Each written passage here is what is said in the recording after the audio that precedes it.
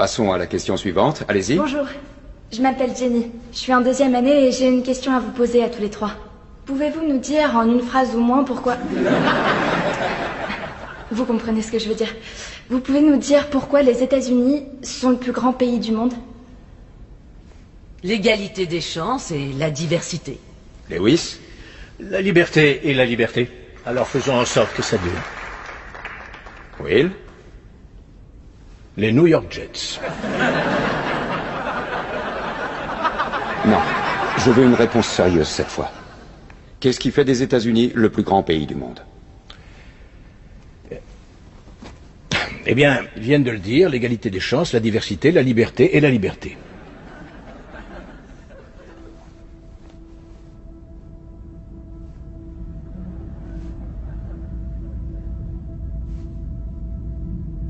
Je ne vous laisserai pas reprendre votre avion tant que vous n'aurez pas répondu.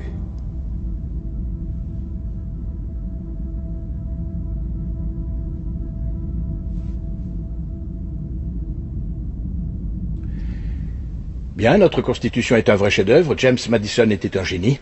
La Déclaration d'indépendance est selon moi l'œuvre la plus importante de notre histoire.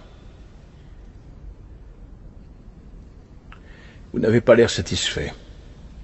La première est une liste de lois et la deuxième une déclaration de guerre. Je veux entendre une réponse plus personnelle. Pensez aux gens qui vous écoutent. Pourquoi les États-Unis Les États-Unis ne sont pas le plus grand pays du monde, monsieur. Là voilà ma réponse.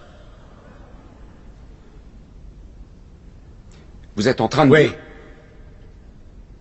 Parlons de vos Bon, différentes... d'accord. Sharon, l'aide à la culture est une cause perdue. C'est qu'1 centime en moins sur notre fiche de paye. Il peut attaquer là-dessus dès qu'il en a envie. Ça coûte pas de l'argent, ça coûte des voix. Ça coûte du temps d'antenne et des paragraphes en une. Tu sais pourquoi les gens n'aiment pas la gauche? Vous êtes des perdants.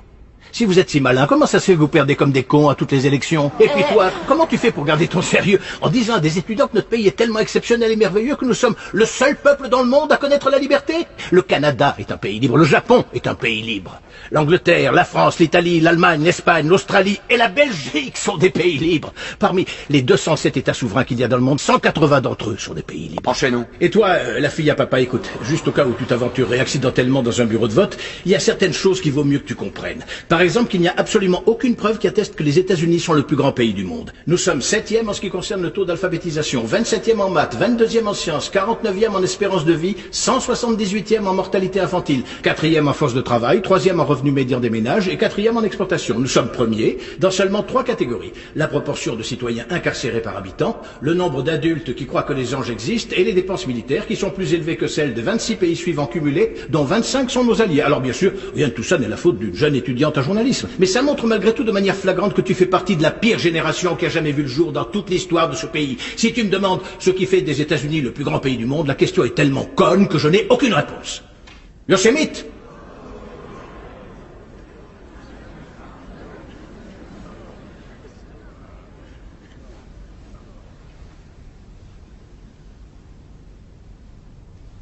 On l'a été autrefois. On luttait pour des causes justes. On a voté des lois pour défendre nos valeurs. On en a abrogé d'autres contraires à ces mêmes valeurs. On menait des guerres contre la pauvreté, pas contre les pauvres.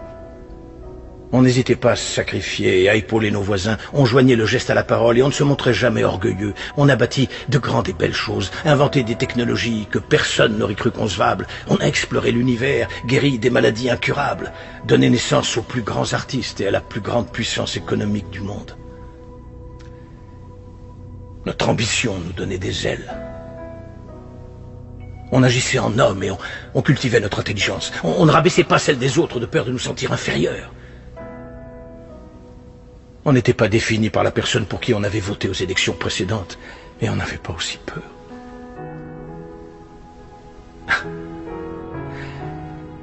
On était capable d'être et de faire toutes ces choses parce qu'on était informés.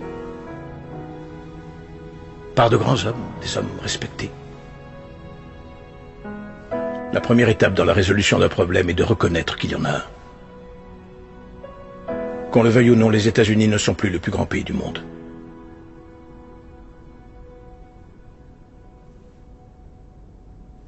Ça te va ?